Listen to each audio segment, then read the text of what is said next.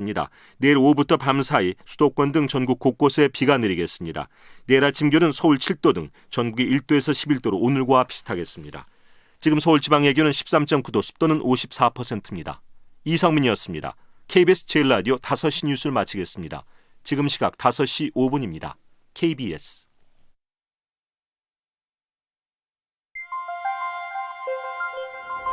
대한민국 중심 채널 KBS 1라디오. Listen, everyone.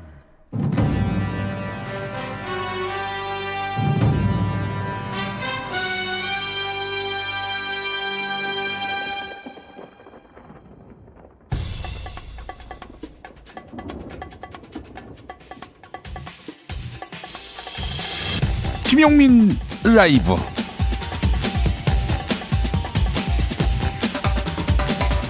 (2019년 11월 12일) 화요일입니다. 안녕하십니까, 김용민입니다.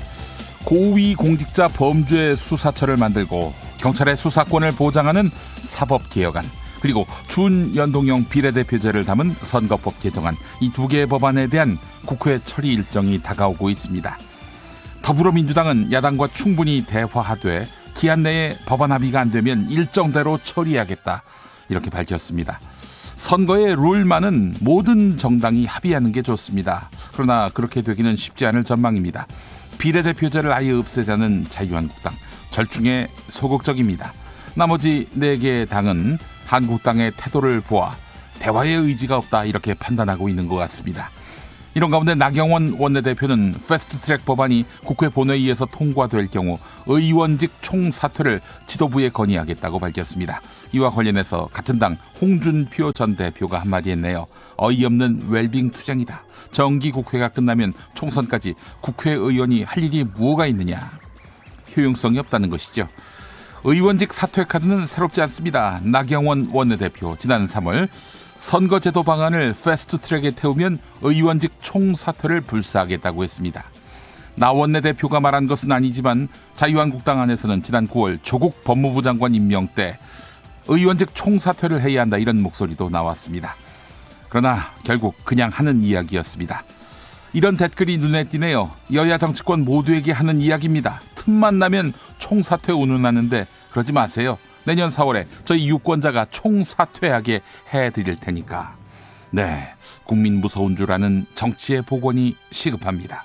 당신의 저녁은 아침보다 똑똑하다. 여기는 김용민 라이브입니다.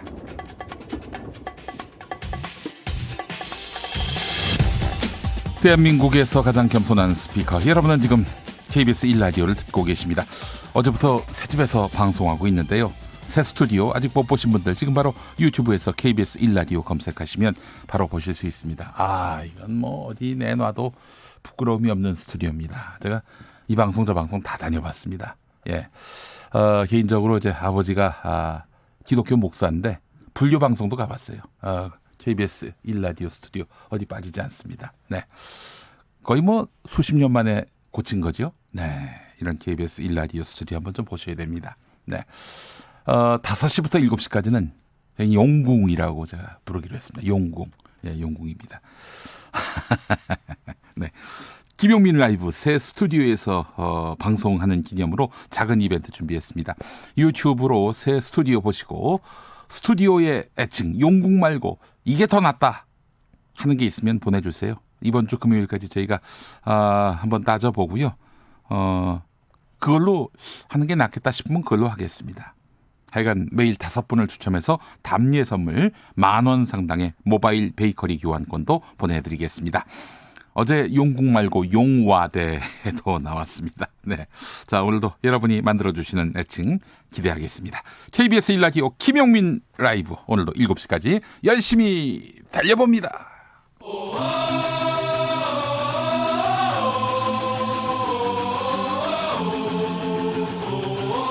김용민 라이브.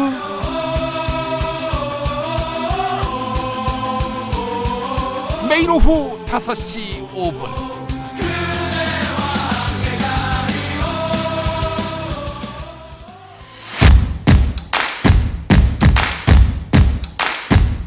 그냥 똑같은 뉴스 브리핑이 아니다. 정치 뉴스 피로 해소에 딱 좋은 브리핑. 매일 5시 5분 절대 놓치면 안 되는 뉴스 505.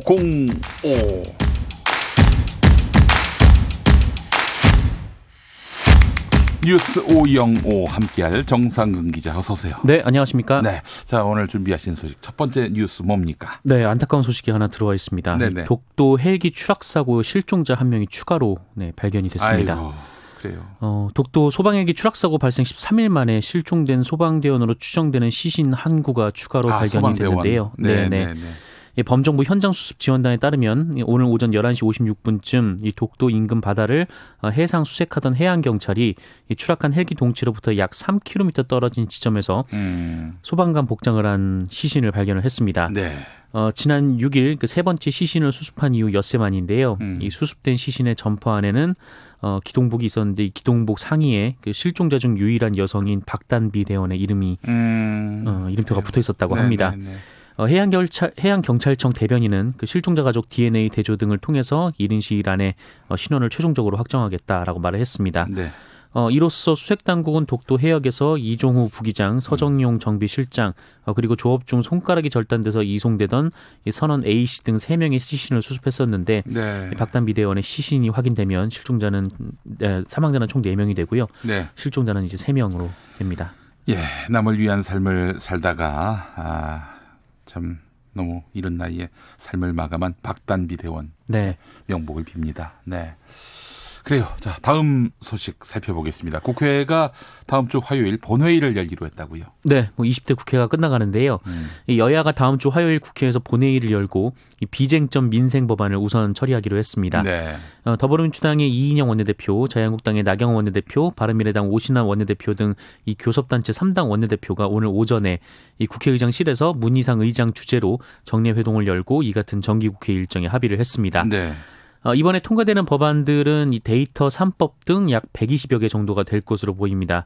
이 데이터 3법이 다 대표적으로 앞에 나와 있는데 네. 이 데이터 3법이라고 하면 이 개인정보보호법, 이 신용정보법, 이 정보통신망법 등인데 네. 한마디로 이제 그 데이터 관련 규제를 좀 완화해서 그 익명 정보에 대해서는 뭐 개인 동의 없이 또 활용할 수 있도록 하는 게 골자입니다. 네. 이 여야 간 별로 이견은 없는 사안인데 다만 시민단체에서 좀 반대를 하고 있는 법안이기도 합니다. 악용될 소지가 있다. 네. 이런 염려죠. 결국 이제 개인정보가 유출되는 거 아니냐 이것저것 조합해보면 네. 그런 얘기인데요.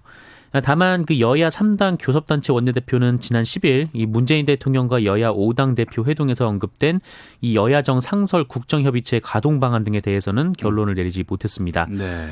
또한 자유한국당은 그 여전히 지난 1일 그 국회 운영위원회 청와대 국정감사에서 불거진 이 강기정 청와대 정무수석 태도 논란과 관련해서 이 청와대에 책임 있는 입장 표명을 또 거듭 요구하기도 했습니다. 네.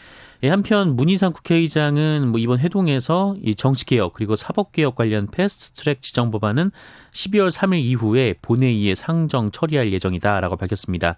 뭐 여야가 합의하는 날짜 그리고 합의된 법안이 상정되면 가장 좋긴 하지만 이 합의가 이루어지지 않는다고 국회는 멈출 수는 없다라고 밝혔습니다. 합의가 이루어지지 않는다면은 상정을 해서 처리하겠다. 이런 뜻이네요. 표대결을 하겠다라는 네. 것이죠. 알겠습니다. 야매테크라는 필명 쓰시는 분이 있습니다. 네. 국회가 본회의를 연다는 것이 뉴스가 되네요. 라고 네. 말씀하셨습니다. 올해 참 보기 드물었던 일이 그렇습니다. 그 벌어졌습니다. 전에 야당에서 국회 보이콧하겠다 이렇게 말했을 때 많은 분들이 놀랐습니다. 아니 보이콧을 언제 풀었나? 네. 이런 이야기가 나올 정도예요. 정치권의 맹성이 필요한 대목입니다. 자유한국당 과거 패스트트랙 법안들이 통과되면 의원직 총사퇴하겠다고 밝힌 바 있었는데 그 12월 3일에 네네. 예정돼 있습니다만은 패스트트랙 법안이 이제 본회의에 올라가서 통과되면 그때는 의원직 총사퇴하겠다. 나경원 원내대표가 이런 말을 했어요. 네, 뭐 임기가 얼마 안 남긴 했습니다만 어쨌든 나경원 자유한국당 원내대표는 오늘 원내대책회의를 가진 뒤 기자들과 만난 자리에서 이 패스트트랙 법안이 통과를 할 경우 의원직 총사퇴를 할 것이냐라는 그 질문에 대해서 할 수 있는 모든 카드를 써야 한다라고 밝혔습니다. 네. 이 나경원 원내대표는 뭐 이미 말했지만 이 패스트트랙은 불법적으로 의결한 것이다라면서 이같이 말했는데요. 네. 또 이에 앞서서 그 오전에 비공개로 진행된 조창간담회에서 이 자유한국당의 재선 의원들이 이 패스트트랙 법안이 국회 본회의를 통과할 경우 의원직을 총사퇴할 것을 이 지도부에 또 건의를 하기로 했다고 합니다. 네. 이 나경원 원내대표는 이 국회에서 이 선거법과 공수처법 등을 논의를 할 수는 있지만 이 불법의 연결고리를 끊지 않고 또 불법을 기정사실화하고 이 다음 절차로 이어가겠다는 것은 도저히 용인 불가하다라고 주장을 했습니다. 네. 패스트트랙 법안도 그렇습니다만은 국회 예산안, 내년도 예산안 네네. 통과시키면은 이제 사실상 20대 국회는 파장이에요. 끝났다고 네. 봐야죠. 끝났다고 네. 봐야 됩니다. 더 할 일이 있겠나 싶은 상황인데요. 그래서 이제 지금 의원직 총사퇴하겠다. 이 말은 정치적 어떤 이벤트, 네. 제스처 이렇게밖에 볼 수가 없다라는 지적이 나오고 있고 그 이야기는 홍준표 전 대표도 한 말입니다. 네, 그렇습니다. 네. 자, 자유한국당 이야기 계속해 보겠습니다. 보수 통합과 관련해서 내부에서 여러 의견 충돌이 있는 모양인가 봐요. 네, 이 황교안 대표가 최근 의욕적으로 이제 보수 통합 추진단이라는 것을 만들고 그 단장으로 원유철 의원을 임명을 했었습니다. 그런데 이 원유철 의원과 그 죄송합니다. 네. 유승민 의원이 그 사실 그렇게 좋은 사이가 아니라고 하더라고요. 그래요. 이 유승민 의원이 새누리당 원내대표를 할 당시에 그 네. 원유철 의원이 정책위 의장이었었는데 이 유승민 원내대표가 사실상 이제 박근혜 전 대통령 측으로부터 쫓겨나는 모양새가 됐을 때 원유철 정책위원장이 그 자리로 이제 쏙 들어온 네, 그런 일이 있었습니다. 그렇다면 이제 원유철 의원은 박근혜 당시 대통령한테 눈에 들었다라고 볼 수 있는 거 아니겠습니까? 네, 친박으로 분류가 됐던 상황이었던 거죠. 네네. 그래서 이 유승민 의원 측에서 이 원유철 의원을 이 보수통합 추진단장으로 임명했다는 소식에 불쾌해하고 있다. 이런 얘기가 들렸었거든요. 네네. 그런데 이 와중에 이 권성동 자유한국당 의원이 이 황교안 대표에게 원유철 의원은 보수통합을 추진할 인물로 부적합하다라는 이 조언 문자를 보낸 사실이 언론사 카메라에 포착이 됐습니다. 네네. 이 권성동 의원은 그 원유철 의원과 유승민 바른미래당 의원의 껄끄러운 관계를 언급하면서 대신 김무성 의원을 이 보수통합 추진단장으로 추천을 했는데 이 황교안 대표는 이에 대해서 아무 반응도 하지 않은 것으로 전해지고 있습니다. 이 권성동 의원은 문자 메시지에 이 대표님 자꾸 월권적인 발언을 드리게 돼 송구합니다. 라면서 네. 이 통합 추진단장으로 원 의원은 아닌 것으로 보입니다. 라며 제가 알기로는 유승민 의원과 신뢰관계가 없습니다라고 적었습니다. 이 권성동 의원은 연합뉴스와의 통화에서도 이 황교안 대표가 통합의 진정성을 보이려면 원유철 의원으로는 안 된다라고 재차 주장하기도 했습니다. 네. 또한 이 권성동 의원은 이 김재현 의원의 막말 논란에 대해서도 이 총선 국면이 될수록 이 품격 없는 발언이 속출할 우려가 크다라면서 이에 대해서 단호하게 대응해서 재발되지 않도록 해야 한다라고 주장하기도 했습니다. 네, 권성동 의원은 대표적인 비박 의원이고 박근혜 대통령 탄핵, 네네. 네, 그 당시 법사위원장이었죠. 법사위원장으로서 국회를 대리해서 검사장 노릇을 했어요. 네, 그래서 맞습니다. 헌법재판소 가서 박근혜 대통령은 파면돼야 한다 이런 입장에 있어서 이 검사 입장에서 변론을 한 그런 일이 있었습니다. 네, 그렇습니다. 그래서 대표적으로 뭐 탄핵에 있어서 책임지라고 할 때 권성동 의원이 맨 앞줄에 있다고 봐도 무리는 아니죠. 친박 네. 쪽에서 이 탄핵에 그 책임이 있는 정치인하면은 권성동 의원이 뒤로 빠질 수가 없는 겁니다. 네, 바른미래당에 있다가 또 자유한국당으로 돌아오기도 했고요. 네, 그렇습니다. 그래서 사실은 권성동 의원에 대한 친박 쪽의 견제가 매우 강하고요. 네, 또 이런 권성동 의원은 친박 쪽에 대해서 대단한 어떤 경계심, 불편함 이런 것들을 노골적으로 표출하고 있고요. 예, 알겠습니다. 권성동 의원의 이런 문자에 대해서 황교안 대표가 뭐 답변한 게 있습니까? 아직까지는 답변한 게 없는 걸로 알려져 있습니다. 저는 답변을 했다고 봅니다. 본인이 받은 문자를 기자들한테 네, 공개를 슬쩍 공개를 한 점, 함으로써. 공개를 한 점. 저는 이게 바로 황교안 대표의 답이라고 봐요. 네네. 그냥 뭐 이응이응이라도 네, 보냈으면 좋았으련만. 예, 아이고 기자들 앞에서 그걸 왜 봅니까? 예, 의도가 있다고 봅니다. 네. 자, 그래요. 김진태 의원, 김진태 의원은 또 유승민 의원을 반대하는 입장을 황교안 대표에게 전했다고요. 네, 노컷뉴스 보도인데요. 네. 이 김진태 의원이 황교안 대표를 만난 자리에서 그 유승민 변화와 혁신을 위한 비상행동 대표와 통합을 하면 네. 이 당에 대혼란이 온다라는 입장을 전했다고 보도를 했습니다. 네, 네. 이 황교안 대표가 지난 8일에 이 강원도를 지역구로 둔 자유한국당 의원 가운데 이 4명과 만찬 회동을 했는데 네. 뭐 자연스럽게 뭐 보수통합 얘기가 나왔고 뭐 대부분 이제 다른 의원들은 이 보수통합에 대해서 뭐 성과를 내달라, 뭐 응원한다 이렇게 당부를 한데 반해서 김진태 의원만은 유승민 대표는 보수가 아니다. 네, 이렇게 주장을 했다라는 겁니다. 네, 네. 김진태 의원의 말을 듣던 황교안 대표는 뭐 잘 들었다, 참고하겠다라고 짧게 답변한 것으로 전해지고 있는데요. 네네.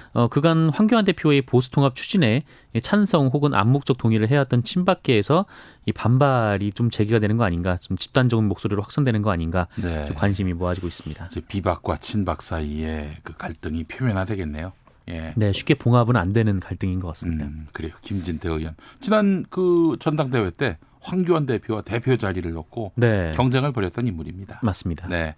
그래서 발언권이 있다고 스스로 생각하는 그런 김진태 의원이 아닐까 싶은데요. 예, 알겠습니다.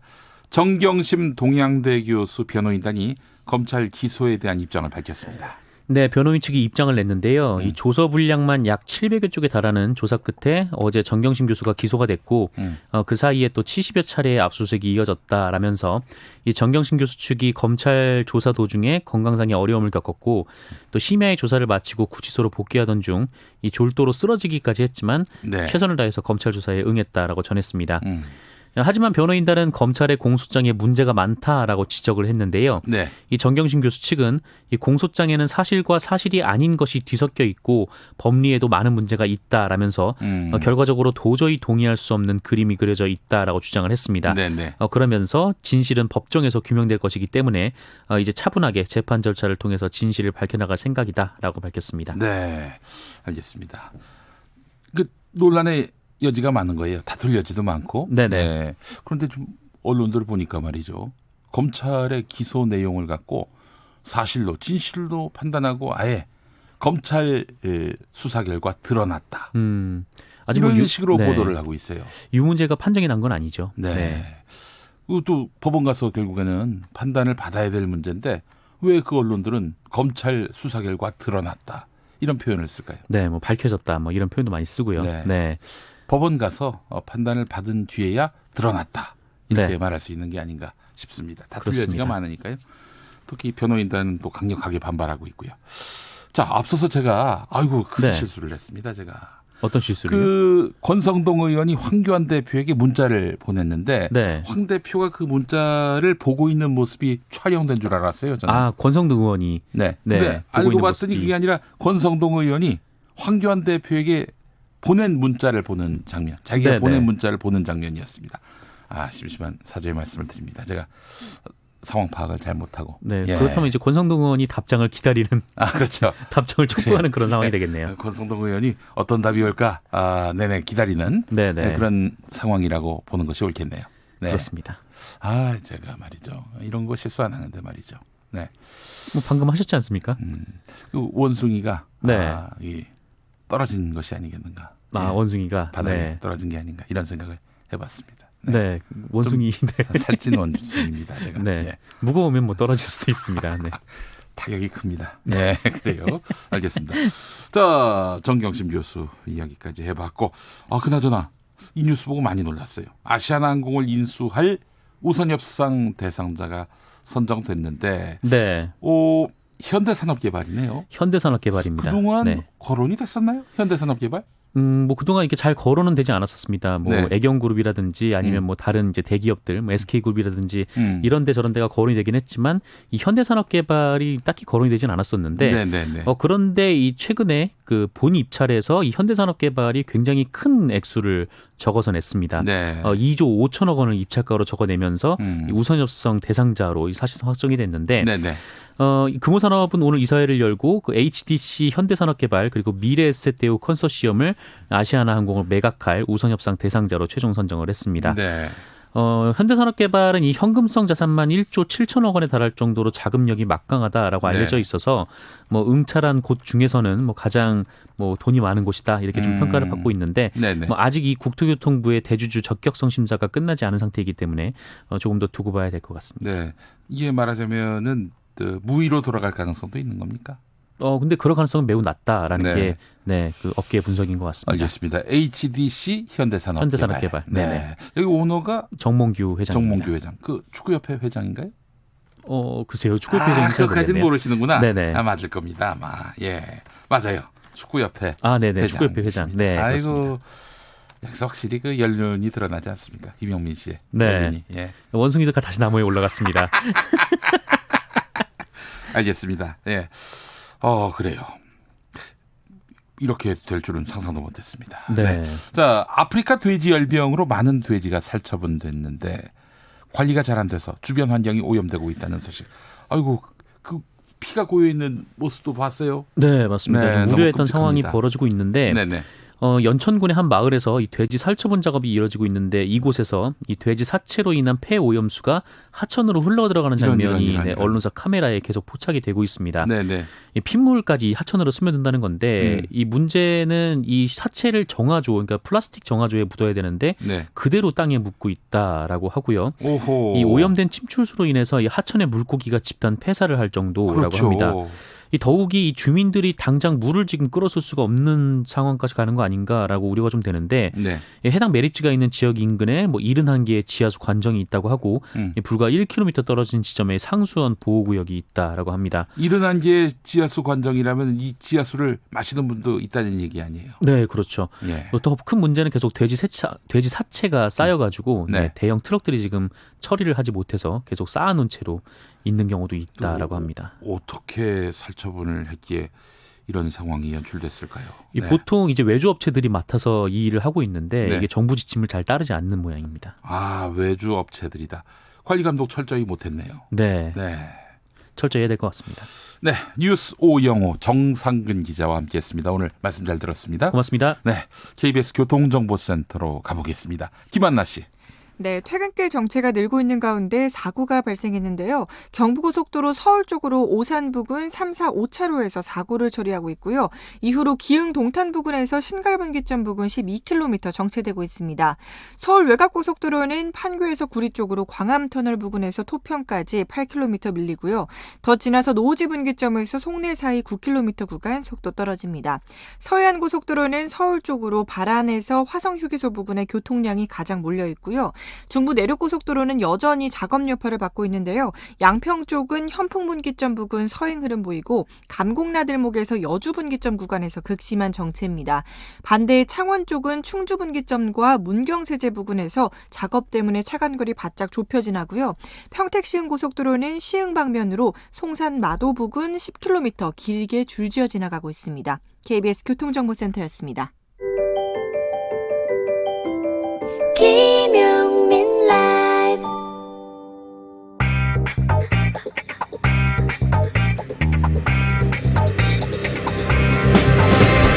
오늘 타임라인을 수놓은 말말말 김용민 라이브가 수집해서 들려드립니다. 소리로 듣는 그리고 세상을 읽는 뉴스. 세상의 모든 핫뜨거운 목소리 그 말말말을 만나보겠습니다. 지금부터 볼륨 업 귀 쫑긋 핫 소리.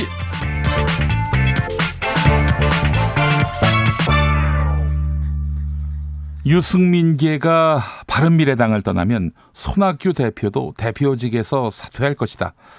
원내대표를 지낸 김관영 바른미래당 최고위원이 손학규 대표의 속내와 향후 거취에 대해서 예측했습니다.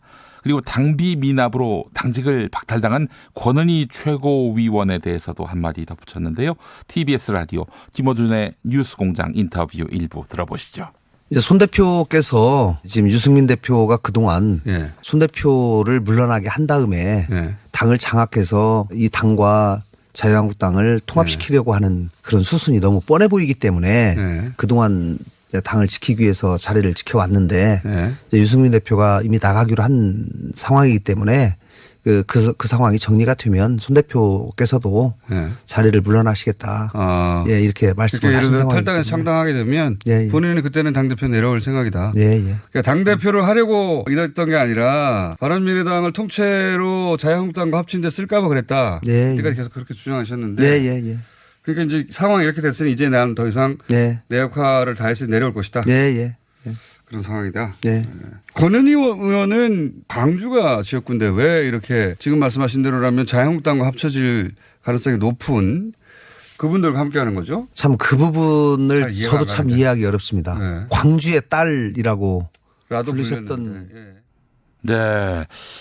당비 미납으로 당직을 박탈당한 권은희 최고위원 이야기가 아니라 광주가 지역구인 권은희 의원, 동명이인이죠. 권은희 의원에 대한 입장도 들었습니다. 네, 김관영 바른미래당 최고위원, 광주의 딸이 어떻게 유승민계와 행동을 같이 할 수 있느냐 이런 의문을 갖고 있었네요. 네.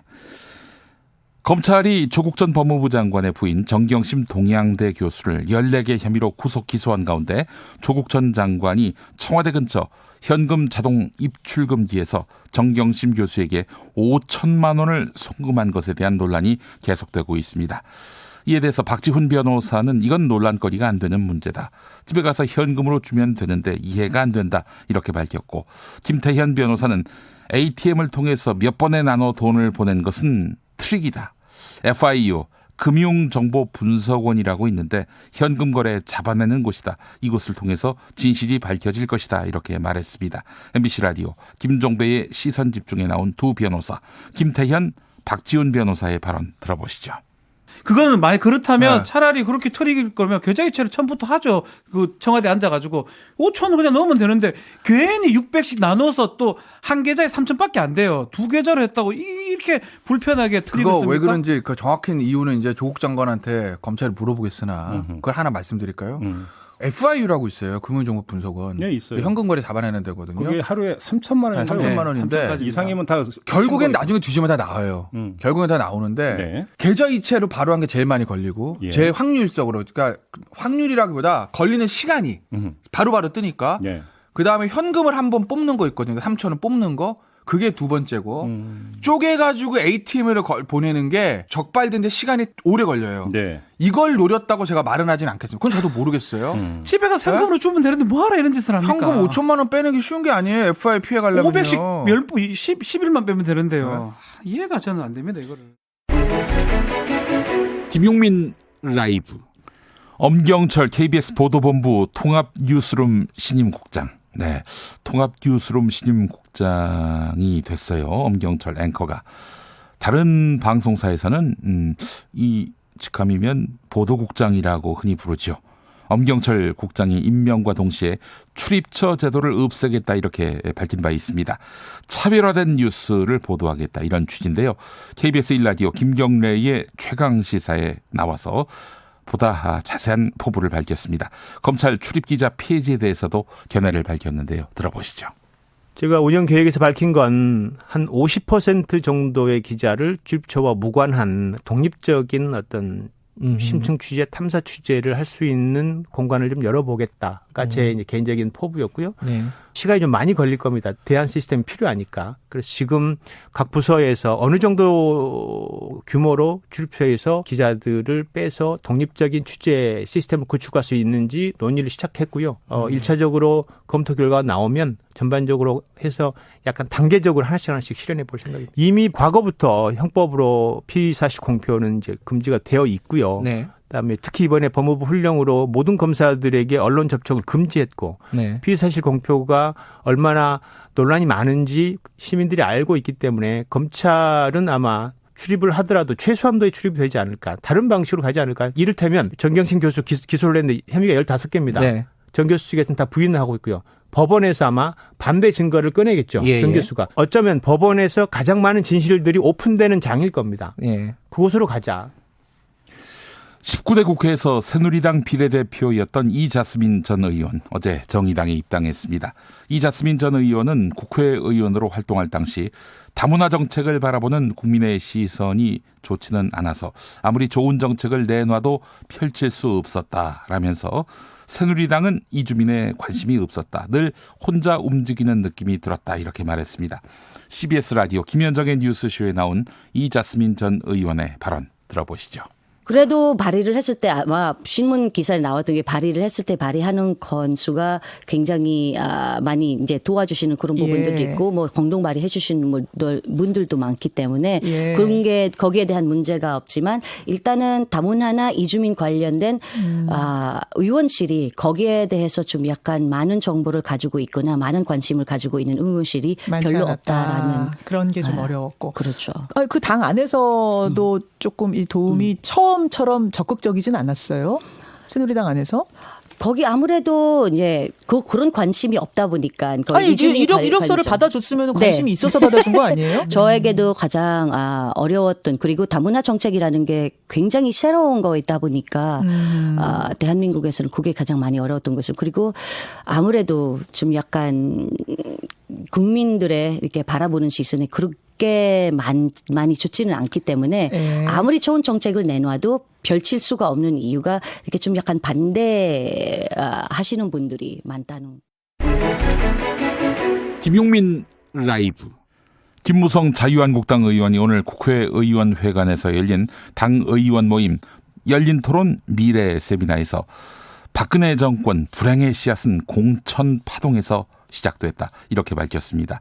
김무성 의원 공천 파동으로 참패했던 2016년 20대 총선 당시 당 대표였는데요. 당시를 회상하면서 20대 총선은 대승할 수 있는 선거였음에도 불구하고 공천 파동 때문에 선거에서 졌다 이렇게 말했습니다. 본인이 그때 당 대표였는데 말이죠. 들어보시죠. 지난 선거 앞두고 공무원 연금개혁 추진하면서 다른 나라에서 연금개혁한 정부가 그 다음 선거에서는 다 졌다. 그렇지만은 나라의 미래를 위해서 선거에 질 것을 각오를 하고 공무원 연금 개혁을 한다고 해가지고 공무원 연금 개혁 성공했었습니다. 그럼에도 불구하고 지난 총선은 우리가 질래야 질 수 없는 대승할 수 있었던 그런 선거였음에도 불구하고 한 20여일간 이한구를 중심으로 한 공천 파동 때문에 선거에 졌습니다. 그래서 선거에 져가지고 이것이 최순실 사태로 연결되면서 그 정권이 막을 낼 수밖에 없었던 그런 비극이었습니다. 김현우의 후회왕 듣고 오겠습니다.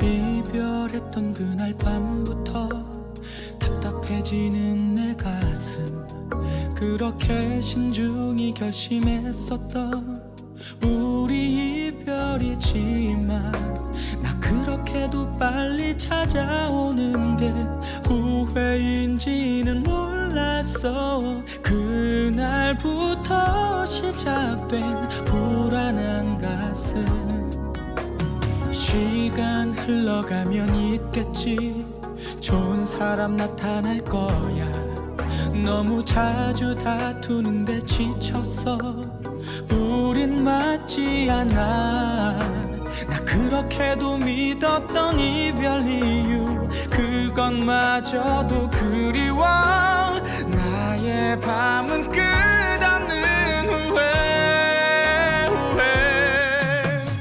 이제 깨달았어 얼만큼 사랑하는지 우리 힘들었던 지난 시간들은 모두 과정이었음을 밤하늘의 추억 얼마나 수없이 떠올렸는지 저 넓은 하늘이 너의 얼굴로 가득 차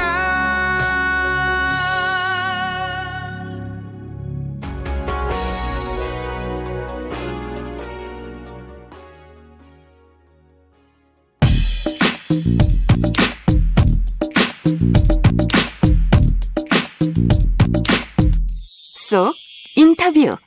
귀의 속 맘의 속 쏙쏙쏙 인터뷰 시간입니다. 어제 검찰이 추진하는 세월호 참사 특별수사단이 출범했습니다. 세월호 참사 후 약 5년 7개월 만인데요. 검찰 특별수사단은 정치적 고려 없이 모든 의혹을 밝히겠다고 했는데 세월호 공소시효가 1년 4개월밖에 남지 않은 상황에서 피해 학생 아버지들은 어떻게 이 상황을 보고 계실지 직접 들어보려고 오늘 스튜디오에 두 분 모셨습니다. 박수현 군의 아버지 박종대 씨 나오셨습니다. 어서 오십시오. 예, 안녕하십니까. 네. 자, 김동영 군의 아버지 김재만 씨 나오셨습니다. 어서 오십시오. 예, 반갑습니다. 네. 자, 두 분과 함께 세월호 참사 특별수사단 구성과 관련한 이야기 나눠보겠습니다. 참사 이후 5년 7개월 지났다고 제가 이야기했습니다. 요즘 어떻게 지내시는지? 저는 그 이후로 이제 바로 한 6개월 지나서부터는 이제 직장 생활을 하게 됐습니다. 네. 환경 미화원 일을 하고 있고요. 네. 그렇게 이제 지내면서 활동하고 있습니다. 그렇게 일하시고 또 시간 날 때마다. 예, 세월호 참사 진상 규명을 위한 또 활동을 하고 계시고요. 우리 저 김재만 박종대 씨는 어떻게 지내고 계십니까? 저는 뭐 한 2년 정도 쉬었다가 다시 한 3년 정도 다시 회사를 다니면서 밤낮으로 이제 뭐 일도 하고 진상 규명 활동도 하고 하다가 지난 8월서부터는 회사를 그만두고 뭐 잠자는 시간하고 먹는 시간 빼놓고는 기록 연구하고 있습니다. 아이고, 세상에. 아니 진작에 진상 규명하고 책임자들한테 처벌하고 또 그에 합당한 또 후속 조치가 있어야 될 텐데 이게 5년 7개월 동안 지연이 된 거 아닙니까? 그렇죠. 예. 지연된 정의는 정의가 아니다. 누가 그런 말을 했는데 말이죠. 자, 이런 가운데 검찰의 세월호 참사 특별수사단이 공식 출범하게 됐습니다. 두 분 어떻게 이제라도 뒤늦게 특수단이 출범하게 된 것을 다행으로 여기시는지 이것도 한계가 보인다라고 생각하시는지. 솔직히 저는 좀 요즘 시체말로 우프입니다. 우프다. 왜 그러냐면 네. 특별수사단으로 하면 최소한 꾸려지기가 제대로 꾸려져야 되는데 네네. 벌써 그 숫자부터 조그만하고 특별수사단을 외치니까 네. 수박 8개씩 또 하려고 하는 게 아니냐. 그냥 잠깐 솔직히 뭐 다른 이슈가 없어서 아이들을 희생된 거 가지고 꺼내서 정치적으로 장난치는 그런 우려가 있습니다. 이 말씀을 제가 이렇게 해석을 해도 되겠는지 한번 말씀해 주십시오.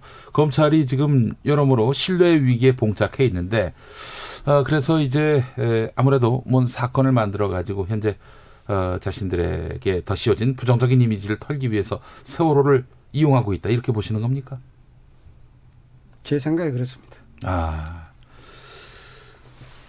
수연 아버지는 어떠십니까? 저도 뭐 그렇습니다. 이제 저희 가족들이 그 특별수사단을 그렇게 뭐 그 5년 몇 개월 동안 이제 그 외치고 왔었는데 어느 날 갑자기 검찰이 스스로 나서서 가족들과 협의 한 번도 하지 않고 그 뭐 발표를 했기 때문에 좀 어안이 벙벙하긴 합니다. 그런데 뭐 지금 상태에서 보면 우리가 생각했던 그 특별수사단하고 좀 거리가 있기 때문에 그 환영할 수만은 없는 어떤 그런 분위기로 저는 생각하고 있습니다. 우리 아버지 어머니들께서는 어떻게 수사를 해야 된다는 입장이세요?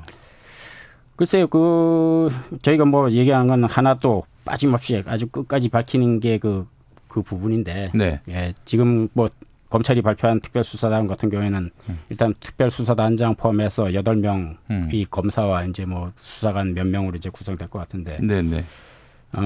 저희가 생각할 땐 그렇습니다. 저희가 우리 공부 모임에서 조사를 해야 될 기관들을 그냥 아주 러프하게 세어봤더니 한 30개 정도 되더라고요. 예. 그리고 뭐 잘 아시겠습니다만은 박근혜 전 대통령서부터 비서실장, 그다음째 뭐 법무부 장관, 예, 뭐 그다음째 민정수석을 포함해서 아주 내려가면은 말단, 해경, 의경까지 조사를 해야 되는 이런 상황인데 그 8명이서 기간을 얼마만큼 가져갈지 모르겠지만은 근본적으로 한계가 있지 않겠느냐라고 보고 있는 것입니다. 전체 수사단에 소속된 검사, 수사관 그 숫자가 얼마나 되는 걸로 제가 알기로는 단장 포함 8명 검사고요.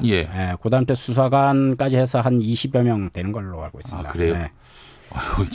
조국 법무부 장관 수사에 비하면 정말 그렇죠. 매우 미약하다라고 볼 수 있을 텐데 그래도 임관혁 세월호 특별수사단장은 백서 쓰는 심정으로 철저히 수사하겠다 이렇게 공언했습니다. 임관혁 단장에 대해서 어떤 평가를 하실 수 있을까요? 뭐 물론 지켜봐야 되겠습니다만은 우리 동영군 아버지께서 솔직히 그렇습니다. 그분이 자기 선배 지휘나 있는 분들도 조사를 해야 되는데 전에 뭐 예전부터도 그렇지 검사를 덮어준 뭐 김학의 사건만 해도 그렇지 않습니까? 그래서 제대로 수사가 가능할지 온전히 진실을 밝히려면은 자기 윗선들 다 조사하고 네. 기소를 해야 되는데 네네. 그게 과연 이루어지겠냐 이 말이지. 황교안 자유한국당 대표가 당시 법무부 장관이었잖아요. 그렇죠. 또 전직 검사였고요. 임관혁 단장이 그 황교안 대표 수사 할 수 있을 거라고 보세요? 물론 지켜봐야 알겠지만 네.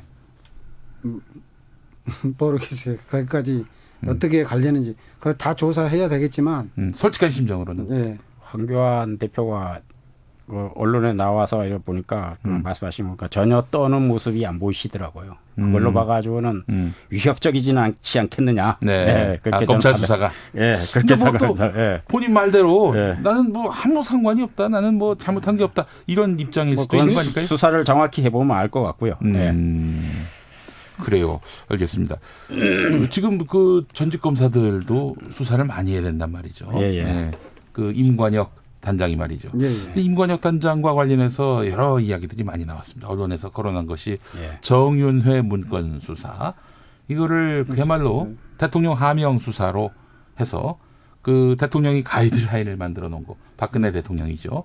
가이드라인대로 수사를 했었고 결론도 그렇게 냈다 하는 점에서 비판을 많이 받았었는데 말이죠. 네.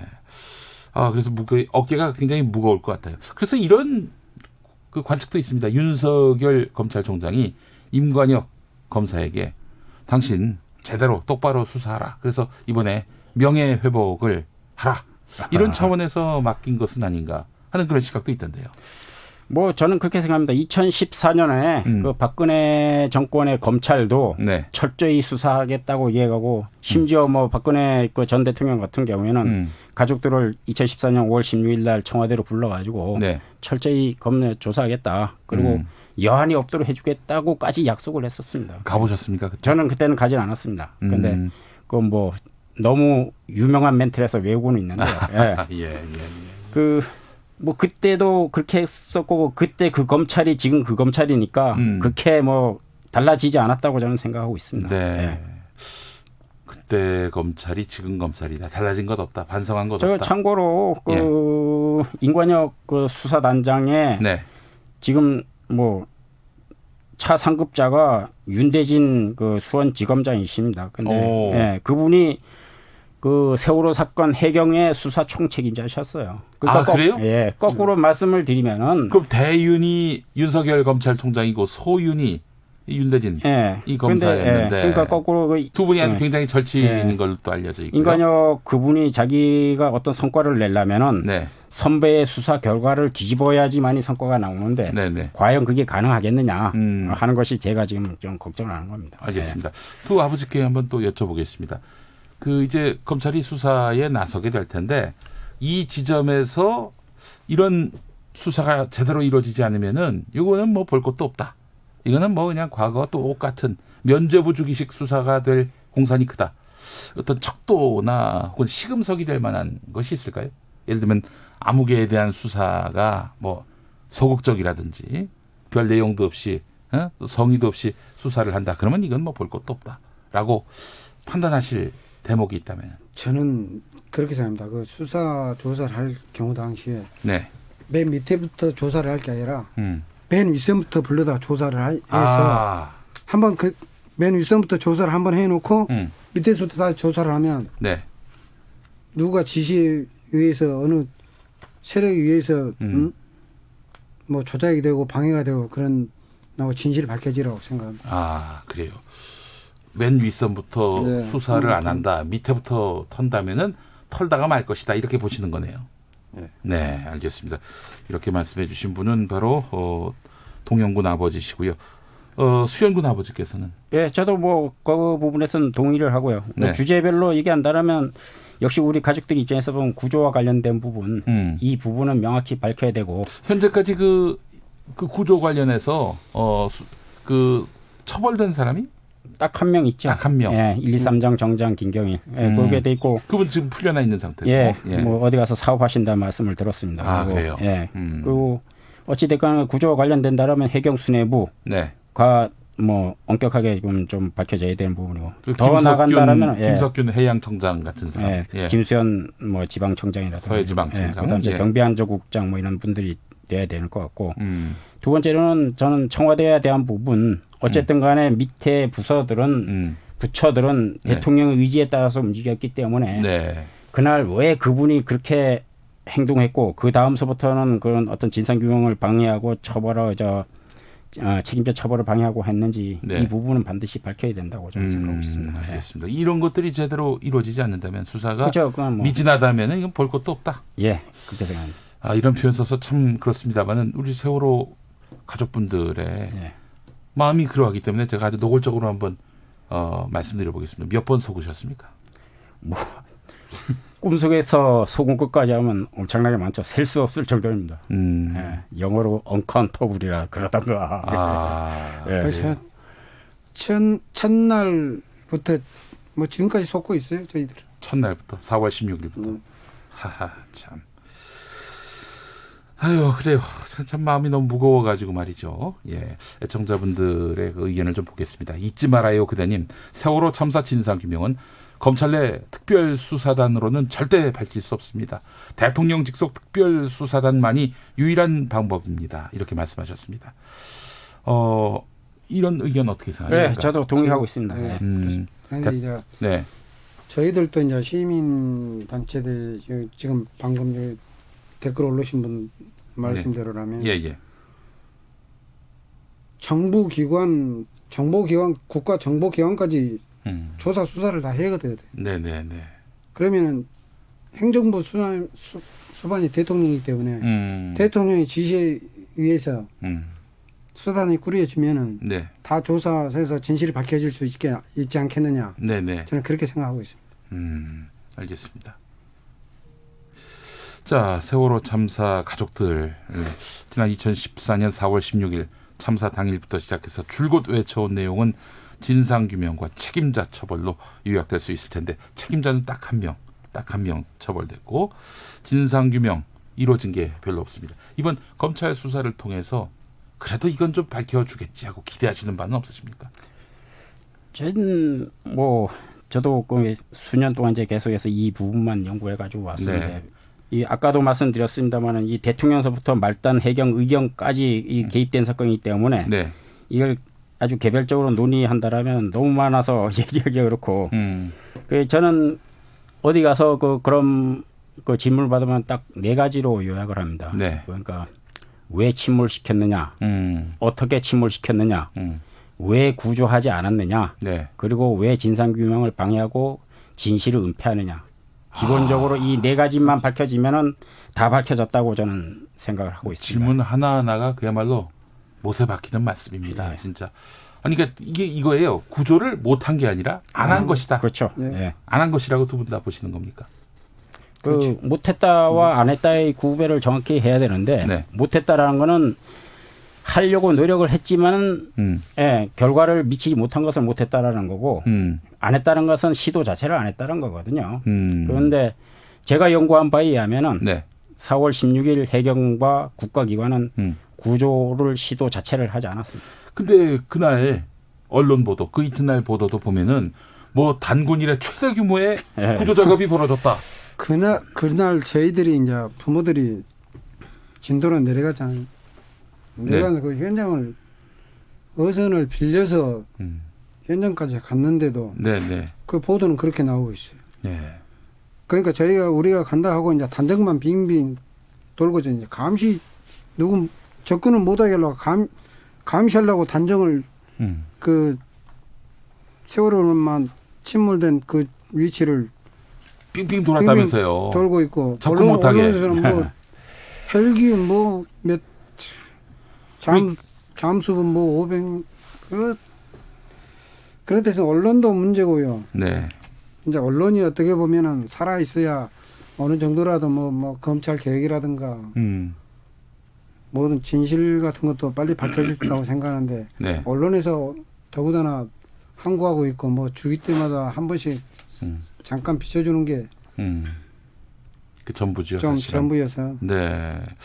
그래요. 이번에 세월호 가해자들에 대해서 면죄부를 주는 수사를 한다면은 정말 세월호 가족은 말할 것도 없고 국민이 용서하지 않을 겁니다. 이 국민을 또 2번 기만한 것이다. 몇 번에 이르는 기만인지 모르겠습니다만 또 기만했다. 이런 분노를 촉발시킬 것이 너무나 분명하기 때문인데 그래서 제가 아는 법조 기자 통해서 들어봤더니 세월호 가해자에 대해서 면죄부 준다 55, 명명백백히 진상규명한다 45 이런 가능성으로 보더라고요. 그리고 초반에는 수사는 열심히 하는 척 보일 것이다. 특히 언론의 스포트라이트가 뜨거울 것 같다. 그러나 서서히 그 여론의 관심 밖으로 밀려나면은 그때는 반면죄부 하나씩 또 선물로 줄 것이다. 이렇게 평가를 하더라고요. 그래서 그렇지 않아야 할 텐데 검사들이 이런 또 여러 이런 의심스러운 시선에 대해서 마치 비웃기라도 하듯이 진상규명, 책임자 처벌로서 답을 해야 할 텐데 이런 생각이 들었습니다. 예, 마지막으로 이제 한마디씩 좀 더 해주시고 마무리하도록 하겠습니다. 우리 수연 아버지께서.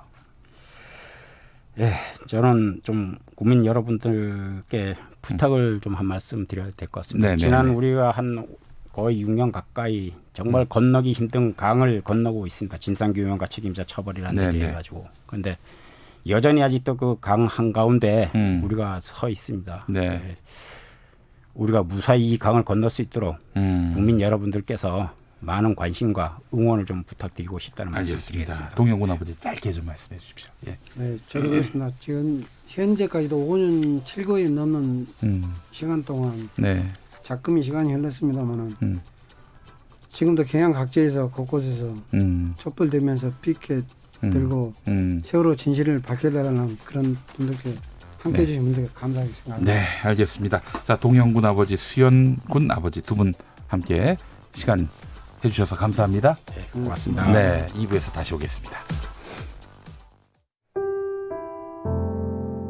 KBS 라디오 연중기